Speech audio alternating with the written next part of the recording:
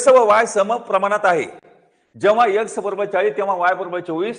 जर एक्स बरोबर 60 असेल तर वायची किंमत किती? तर आता जांभळ्या द्यायच्या नाही, बिलकुल लक्ष द्यायचं आहे. तर मग आता इथं समप्रमाणात आहे का नाही?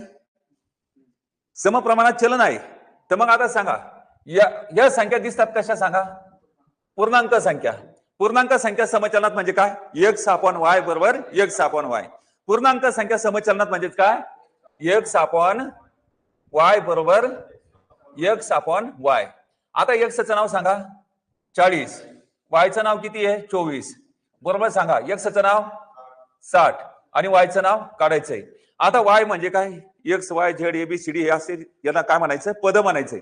आणि पद हे छेदस्थानी कधी ठेवत नसतात, त्यांना कुठं पाठवायचं असतं? अंशस्थानी. आता आपण भागेला वाय येतं काय? तर गुणीला वाय. तर वायला गुणीला 40 आपण 24 आहे का नाही?